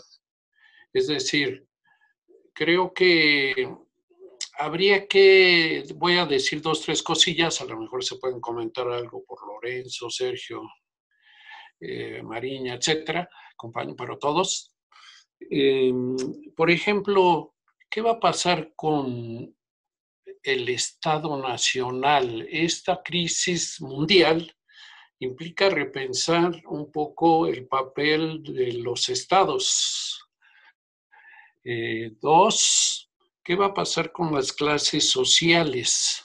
O sea, ¿qué impacto va a tener en esta recomposición? El trabajo se va a modificar. A veces creo que no es para tanto. Se decía, y lo sabemos a principios del siglo pasado, las pestes y todo esto, que murieron millones, y sin embargo, mucho más de los que van ahora,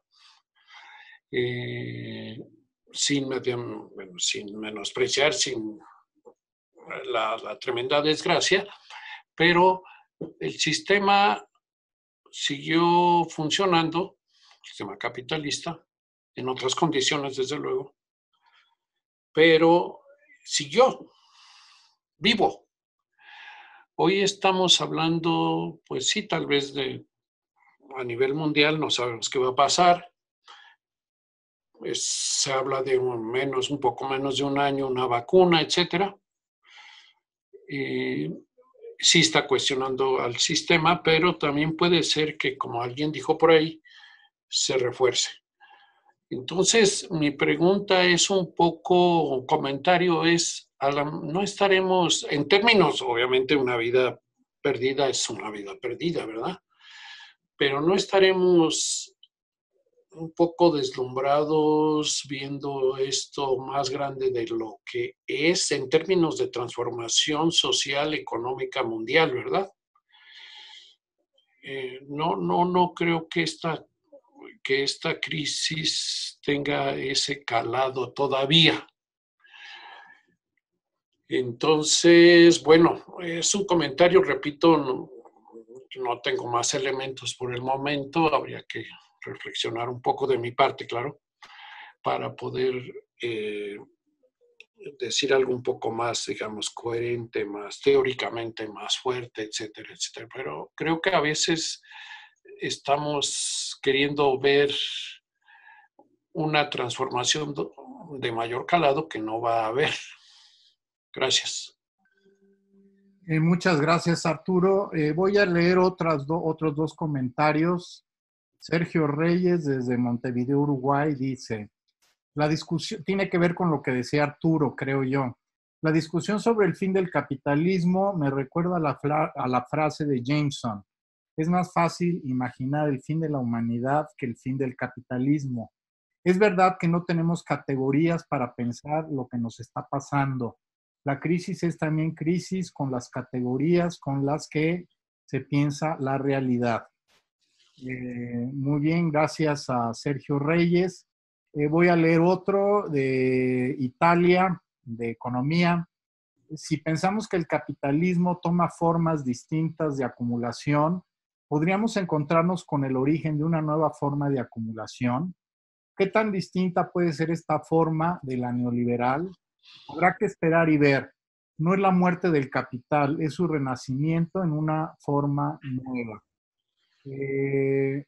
Muy bien, entonces, a continuación, como no hay más manos levantadas, le paso la palabra a Sergio Cámara para que también comente en torno a las preguntas que se han hecho y los comentarios que también he leído por escrito. Sergio. Gracias, Abelardo. Sí, creo que, hay preguntas y comentarios muy interesantes. Empezaría por lo que comentó ahora, en última instancia, Arturo Pacheco, porque creo que se vincula mucho con los comentarios, ¿no? Evidentemente, la gravedad de la crisis actual va a determinar, de la crisis humana, sanitaria, de la emergencia y de la crisis económica, va a determinar mucho las necesidades o no de reestructuración capitalistas y las posibilidades de esta reestructuración, ¿no? Yo diría que yo lo manejé en mi presentación. Yo diría que estamos ante una crisis que en términos humanitarios, en términos humanos, no se había dado por su globalidad, no se había dado desde, dije, la Segunda Guerra Mundial. Y creo yo que lo mantengo, creo yo que si hay una vacuna en 12 meses sería muy optimista, pero la cuestión es que esté para quién, ¿no? Tiene que estar para los 7.000 millones de personas del planeta, o por lo menos para las porciones del planeta más vulnerables, ¿no?, ante el virus, y yo veo difícil que eso sea pronto, ¿no? Tiene riesgos muy elevados también desarrollar una vacuna de forma acelerada, ¿no? Puede tener peores consecuencias que los propios beneficios. Sobre la gravedad de la crisis económica también, ¿no? La profundidad yo creo que es inédita. Cuando salgan los datos de la contracción del producto en un mes, en la mayor parte de los países del mundo, yo creo que eso no va a tener parangón con nada de lo que se haya visto anteriormente, ¿no? ¿Qué va a deparar el futuro? ¿Qué va a ocurrir? ¿Qué va a ocurrir y qué va a deparar? Y esto se vincula o con qué se puede hacer también. Se habló de soluciones de política económica, ¿no? En mi opinión, es difícil saber. La crisis de 2008-2009 fue una crisis de un calado también muy amplio, excepcional, solo comparable con la gran depresión de los años 30, pero el arsenal de políticas, de políticas sobre todo monetaria, que se utilizó para salir de la crisis, que permitió que no hubiera una reestructuración fuerte del capitalismo, que se continuaran, como bien decía antes Abelardo, con las formas financieras como las formas dominantes de acumulación, etcétera, a costa, eso sí, de no crecer, de un estancamiento productivo, tecnológico del producto muy grande, y así fue. Ahora, con esta nueva crisis que se suma a la anterior, cuando no ha habido una destrucción de capital y fundamentalmente no ha habido una destrucción del capital bajo sus formas financieras, yo creo que el capital bajo la forma productiva no va tanto por ahí, no va tanto por problemas por problemas vinculados a la caída tendencial de la tasa de ganancias, sino por que tienen que ver con la acumulación de capital productivo. Yo creo que tiene que ver más bien con las formas no productivas de acumulación de capital. No hubo en ese momento una destrucción de capital. Yo no veo ahora las posibilidades de que no haya una destrucción de capital masiva por parte del capital financiero y capital. Es el micrófono de Arturo Pacheco que está abierto. Por capital, ya cortó, por capital financiero y no creo que vaya a haberlo, ¿no? Soluciones de política económica, yo creo que precisamente van por esa línea. El capital lo último que quiere en cualquier crisis económica es desvalorizarse. A veces desde el marxismo se dice que la función de la crisis es la desvalorización del capital y yo digo, no, eso es eso es más bien la consecuencia de la crisis, pero no es una función deseada de la crisis. Es más bien una consecuencia sobrevenida, ¿no? El capital lo que va a hacer es todo lo posible para no desvalorizarse. Una posible solución de política económica precisamente tiene que ver con la capacidad de decir, no, sí, el capital tiene que ser el que pierda en esta crisis. Se debe desvalorizar el capital. La forma más sencilla, la forma más inmediata de hacerlo es simplemente no honrar las deudas, ¿no? Debe haber una desinflación de las deudas gigantesca, evidentemente viendo las opciones que de eso tendría. Posibilidades de esto, pues actualmente remotas por la fortaleza del capital. Es algo en lo que se debería trabajar. Pero que la economía mundial vaya a seguir siendo neoliberal con lo que había sido como había sido hasta 2008-2009 y posteriormente hasta ahora, yo lo veo difícil. Yo creo que sí que se requiere una reestructuración profunda, pero hacia dónde vaya es muy difícil de saber, ¿no? Y bueno, creo que no he contestado muchas de las preguntas, pero espero haber podido aportar en alguna dirección sobre algunas preguntas. Muy bien, muchas gracias, Sergio. Le voy a dar la palabra a Tamara.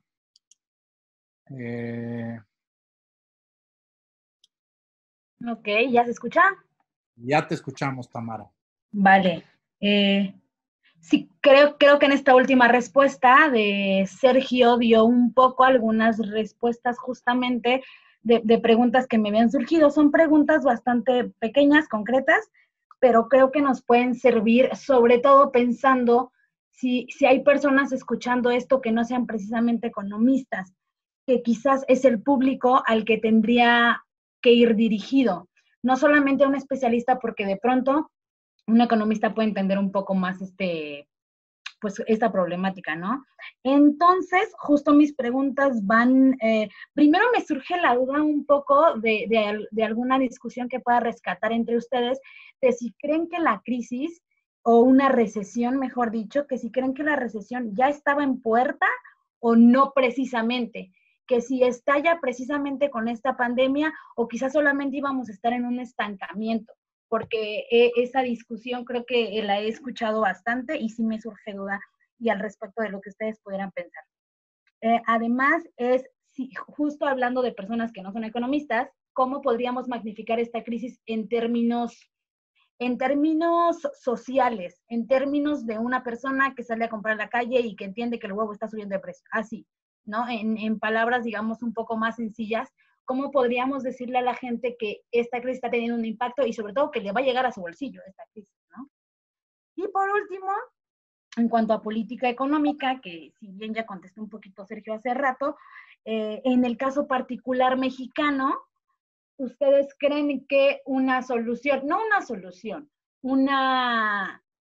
menguar un poco el impacto internacional de la crisis, que como dicen, no va a tener precedentes, pero intentar menguar un poco, disminuir el impacto social que pueda tener esta crisis, es con inversión pública y o privada? ¿Ustedes consideran que si se incentiva en este momento la inversión y se genera inversión pública, se pueda disminuir un poco el impacto de la crisis que se avecina o no? Y esas son mis preguntas y mis dudas. Y finalmente, considero que justo como todos estamos en este encerrón y en esta cuarentena, lo mejor que se les pudo haber ocurrido es este tipo de conferencias, porque nos enriquecen absolutamente a todos en lugar de estar como en el celular y así. Me parece una súper buena idea y muchas gracias.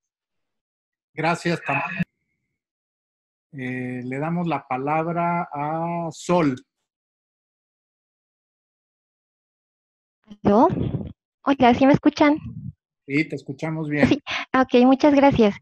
Sí, bueno, mi pregunta iba dirigida más bien a, bueno, ¿cómo se podía pensar esta cuestión de la pandemia desde el punto de vista de las condiciones de surgimiento de la misma enfermedad, ¿no? Entonces, a mí me parecía muy interesante que hay varias investigaciones que vinculan el surgimiento de la pandemia al modelo de producción, bueno, de desarrollo y de acumulación capitalista que está proponiendo el Estado chino, ¿no? Entonces, me parecía interesante vincular cómo es que esta característica china de las enormes ciudades, la expansión, el agronegocio, los monocultivos y toda esta cría industrial gigante de, por ejemplo, de aves en megagranjas, directamente vinculada a esta aparición de las pandemias. Se podría pensar, bueno, a partir de entonces, ¿cómo se podría pensar el futuro que sigue después de la pandemia, ¿no? Si es que este modelo va a profundizarse, como vamos a ver, y también no solamente el modelo económico, sino también este modelo del estado de vigilancia digital o de estado autoritario, que es, bueno, supuestamente se le atribuye a China, y para el cual se está pensando como un modelo exitoso justamente para combatir la pandemia, ¿no? Entonces me parecía interesante escuchar sus opiniones respecto a esto. Muchas gracias. Gracias, Sol. Le vamos a dar la palabra a alguien que aparece como admin para que se presente. No sé quién sea. Sí, hola, ¿me escuchan? ¿Te escuchamos? Sí, hola, soy Roberto Silvestre, acabo de abrir la cuenta, entonces no le puse nombre. Sí, yo creo que yo veo esta crisis de los dos lados de la economía, ¿no? De la oferta, tanto de la oferta y de la demanda, ¿no? Una contracción de la oferta por la paralización y una contracción de la demanda por bueno, pues en este caso los pocos ingresos que están generando a las personas, ¿no? Y entonces, yo viendo las medidas económicas que están tomando, por ejemplo, gobiernos como Estados Unidos, que incentivan el consumo, ¿no? Es decir, incentivan el lado de la demanda y de una u otra forma incentivan también las pymes, el lado de la oferta. La pregunta sería, estas medidas que se están tomando, y creo que son las más populares, ¿pueden funcionar en el tiempo que dure esta crisis? Y otra pregunta es, ¿cómo se verá afectado esta crisis en las estructuras de las clases económicas, ¿no? Según el ingreso? Un desplazamiento de las clases altas para las clases medias y las clases medias para las clases bajas. ¿Cuál sería esa dinámica, ¿no? Y por último, la durabilidad de esta crisis, para poder determinar si precisamente tiene ese comportamiento como se había mencionado de V, de U o de L, ¿no? El tiempo para poder determinar la durabilidad de esta crisis. Esas serían las preguntas. Gracias. Muy bien. Antes de tener yo una intervención, voy a leer algunos comentarios interesantes, ¿sí? De Diego. ¿Qué se opina de las nacionalizaciones de empresas privadas en el sector salud que se han dado en algunos países? ¿Lo ven como una alternativa para México? Rivera y Rivera. Mi pregunta es en cuestión del desempleo. ¿Sí le va a afectar a México como a Estados Unidos? De Diego, ¿cuál es la opinión sobre los intentos de reconversión industrial que ha habido en algunas empresas como General Motors generando respiradores? ¿El capital tendría una capacidad técnica de reconversión así de acelerado? Carlos Canfield nos dice, difícil pensar que las grandes economías impidan la socialización de las deudas privadas. Las acciones de política monetaria apuntan a eso. También Carlos nos dice, con respecto a la reconversión industrial, United Airlines de forma inmediata anunció su redimensionamiento en vuelos sin empleados. La industria automotriz Honda, Ford, igual. El retorno a un nacionalismo en los principales países capitalistas. Parece que irrumpieron el avance de la expansión del capitalismo por la vía del comercio internacional. Muy bien, voy a tomar la palabra retomando algunas de las preguntas. ¿Sí? Uno, creo que son preguntas muy relevantes. No necesariamente voy a dar una respuesta, pero yo creo que las preguntas que se han hecho en esta primera sesión nos van a ayudar mucho a organizar siguientes conferencias con una temática mucho más precisa, ¿sí? En primer lugar, Carlos, bueno, que además me da mucho gusto saludarte personalmente. La cuestión de la política económica efectivamente es una cuestión que debemos de analizar muy, muy a fondo. Ya lo decía Sergio Cámara, la recesión, la gran depresión del 2007-2009, ¿sí? Dio lugar a un conjunto de políticas económicas muy novedosas, ¿sí?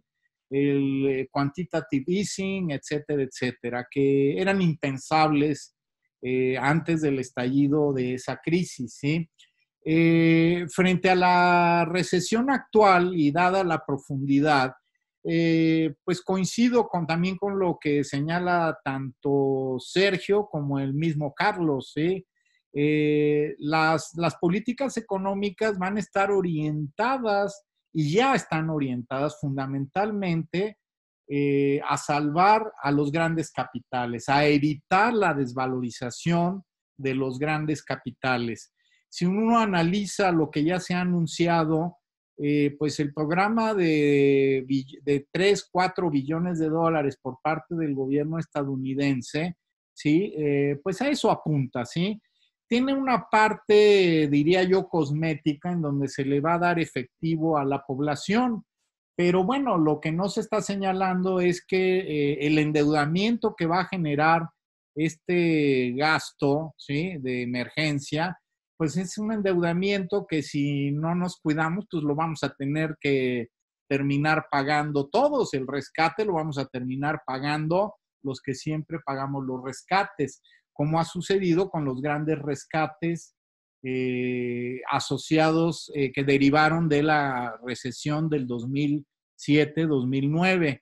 Coincido con Carlos, difícilmente los hacedores de política económica no van a socializar la deuda privada y los rescates privados. Entonces, ese es un primer elemento.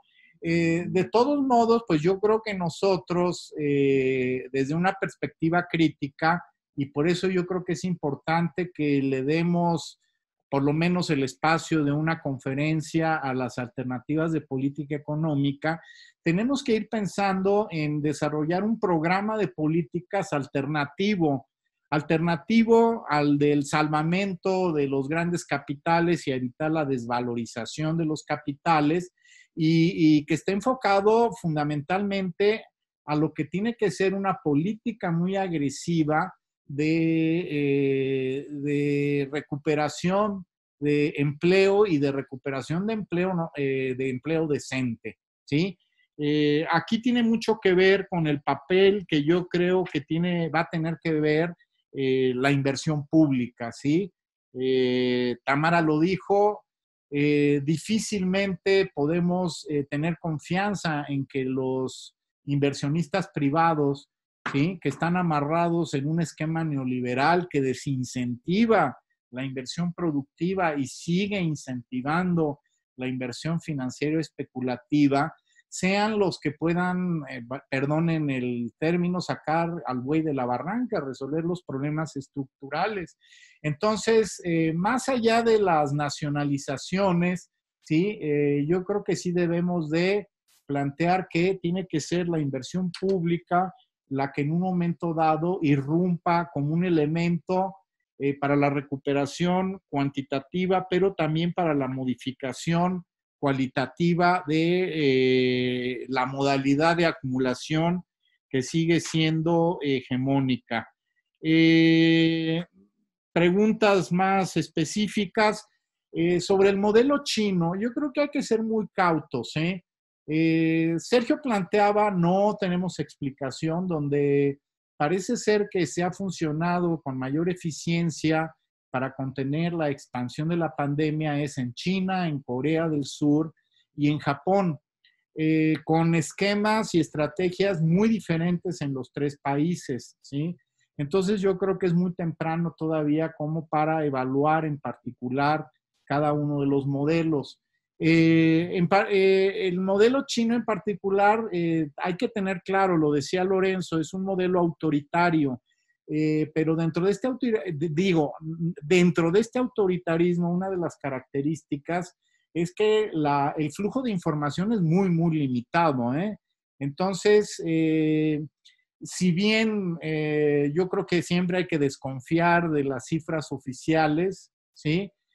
Yo tendería a tener mucho menos confianza en las cifras oficiales que ha publicado el gobierno chino, ¿sí? Que en las cifras que se publican en otros países en donde el papel de la prensa, ¿sí? Es diferente y no está tan controlado, ¿sí? No quiero decir que haya libre prensa en todos lados, pero no está tan controlado como sucede en China. Entonces, yo creo que hay que ser muy cautos en esa perspectiva.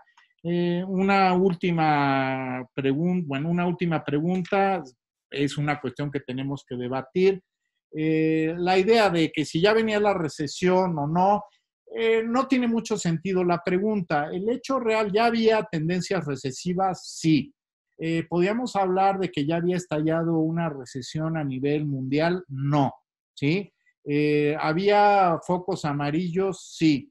Pero el hecho, y aquí coincido totalmente con Sergio, es que el factor detonante de la recesión que opera sobre la base de contradicciones evidentes, contradicciones propias del funcionamiento cíclico de la economía capitalista, el factor detonante es la pandemia de coronavirus. Entonces, más allá de lucubrar, pues ese es el hecho real, ¿sí? Y en realidad lo que tenemos que hacer, como señalaba yo, es tratar de entender cómo esta confluencia entre una pandemia, ¿sí? Y las contradicciones evidentes, tanto coyunturales como estructurales, de cómo está operando el capitalismo a nivel mundial, van a ir configurando el desarrollo de esta crisis cíclica y de la crisis estructural no resuelta del capitalismo mundial. Finalmente, agradezco mucho la intervención de Arturo Pacheco, no sé si todavía ande por ahí, ¿sí? Parece que por ahí anda. Sí, yo coincido con Arturo. Lo que yo sí creo que podemos prever es la profundidad de una crisis y que sí, yo creo que la profundidad sí va a ser un hecho que no tiene precedentes, por lo menos desde la Gran Depresión, e incluso puede ser que supere la profundidad de lo que fue la Gran Depresión. Yo creo que sí tenemos elementos para hacer este planteamiento, ¿sí? Los impactos sociales también podemos prever que van a ser muy, muy fuertes y van a ser muy, muy fuertes en diferentes dimensiones. No solo es el asunto del desplome de los niveles de empleo, ¿sí? Sino que está teniendo efectos también incluso en términos migratorios internos. Por ejemplo, en la India se declara el aislamiento y lo que tenemos son movimientos migratorios internos que no se habían visto tampoco pues desde la partición de la India en el estado de India y en Pakistán, ¿sí? Son migraciones masivas de la gente que pues no se va a quedar en las ciudades, sino que pierde el empleo y se regresa a su lugar de origen, con todas las implicaciones que esto tiene. Entonces, los impactos sociales también yo creo que no van a tener, o sea, van a ser muy fuertes y difícilmente hay precedentes nuevamente desde, al menos en el periodo de la posguerra, de esta recesión. Eso también lo podemos prever. Los impactos políticos son difíciles también de prever, pero también va a haber fuertes impactos políticos. Digo, en particular, puede ser anecdótico, pero en Israel, ¿sí? La permanencia como primer ministro de Netanyahu, de Bibi Netanyahu, es resultado de la crisis de coronavirus. Era un cadáver político, ¿sí? Y de manera muy mañosa utiliza la crisis de coronavirus, ¿sí? Para seguir siendo primer ministro, ¿sí? Y ha habido ya impactos políticos en algunos países. Los impactos políticos a nivel de grupos sociales oprimidos, pues todavía no sabemos. Yo creo que hay todavía un shock muy fuerte y además el aislamiento al que tenemos que ceñirnos, pues también hace muy difícil tratar de organizar respuestas colectivas coherentes. Un poco respondiendo a la inquietud de Arturo, sí podemos prever la profundidad de la crisis y coincido totalmente con él. La profundidad de la crisis no quiere decir necesariamente que esto vaya a dar lugar a un cambio de paradigma, ¿sí? En el sentido de que se caiga el capitalismo neoliberal o incluso que se caiga el capitalismo, ¿sí? Finalmente, lo que suceda con el sistema, ¿sí? Va a depender de las decisiones que tomemos las grandes mayorías en los distintos países. Pero por eso yo creo que es importante avanzar en estas reflexiones colectivas, en estas discusiones para irnos preparando y que la salida de esta crisis, en la salida de esta crisis, pues podamos tener una mayor incidencia y si es posible, pues que efectivamente podamos romper con el paradigma neoliberal y en un mediano largo plazo romper incluso con los estragos del capitalismo en una perspectiva histórica. Eso sería todo por mi parte. Como ha habido bastantes más comentarios, yo pensaría darle la palabra en una nueva ronda a Lorenzo, que fue el primero que intervino, ¿sí? Y para ya ir cerrando esta primera conferencia del ciclo de conferencias que vamos a tener cada semana. Lorenzo, si quieres añadir algo. Ok, sí, muchas gracias, Abelardo, y otra vez gracias a todas las personas que están conectadas por sus comentarios y de verdad interesantes. No, yo solamente para cerrar quería retomar un poco esa cuestión que surgió sobre la destrucción, la posible destrucción de capitales y claramente, bueno, estoy de acuerdo que claramente que ningún capital, cioè que cada capital quiere sobrevivir, es una lucha intensa entre esos capitales y también protegidos, se podría decir, por los diferentes estados, ¿no? Pero la cuestión es un poquito cuáles estados pueden lograr de salvar los diferentes capitales. Podemos comparar la situación, no sé, de Italia, de España, con la posibilidad que puede tener Alemania, que pueden tener los Estados Unidos, etc. Entonces ahí hay una lucha competitiva, ¿no?, entre los diferentes capitales por quién y diferentes estados por quién va finalmente a subir, digamos, las consecuencias más fuertes, ¿no?, y más destrucción de capital. Entonces ahí pienso que sí, que quizá algunos países no están en condiciones de salvar sus capitales y no van a obtener, digamos, la solidaridad de los otros grandes capitales o otros estados, ¿no? Eso lo quisiera, digamos, comentar. Y también, bueno, en relación a lo que había dicho Arturo Pacheco, sobre todo sobre esa cuestión de la necesidad también de nuevas categorías, etc. Bueno, quizás sí, digamos, yo empecé también mi intervención diciendo de cómo el Fondo Monetario y la OECD, etcétera, parten de esa idea de una recesión a V que después vuelve al status quo antes, más o menos, mientras que creo que la profundidad de esta crisis es tal que estamos confrontados efectivamente a un evento que nos pone en una situación completamente nueva, con toda una serie de posibilidades que siguen siendo abiertas, ¿no?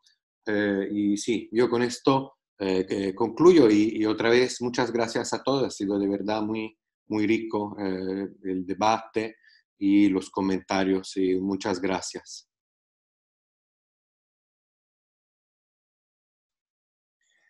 Muy bien, pues les agradecemos a todos su participación, ¿sí? 2 anuncios. La sesión se grabó, excepto unos cuantos minutos iniciales, cometí el error de no haber puesto la grabadora, pero la mayor parte de la sesión del día de hoy está grabada. Entonces vamos a publicarla en las redes para que aquellos que quieran volver a ver algunas partes o aquellos que quieran difundirlo lo puedan difundir. Asimismo, vamos a conservar todos los comentarios del chat, los vamos a editar, hay comentarios muy, muy interesantes. Vamos a idear alguna plataforma para darle continuidad cualitativa a esta discusión, ¿sí? Finalmente, yo creo que va a ser interesante que los comentarios que están por escrito, las preguntas que se han hecho, se lleven a una plataforma. También ha habido sugerencias interesantes de textos que están circulando. También vamos a hacer ese esfuerzo para que en las próximas sesiones de este ciclo de conferencia, pues aquel que esté interesado pueda leer materiales por adelantado. ¿Sí? También les quiero agradecer mucho a partir de los comentarios, de las preguntas. Para nosotros va a ser mucho más fácil ir armando el programa de conferencias más temáticas y de ir invitando especialistas de todo el mundo para que contribuyan en esta discusión tan necesaria. Pues eso sería todo por mi parte. Muchas gracias a todos. Quiero decirles que creo que fue bastante exitoso entre la plataforma de Zoom y el Facebook.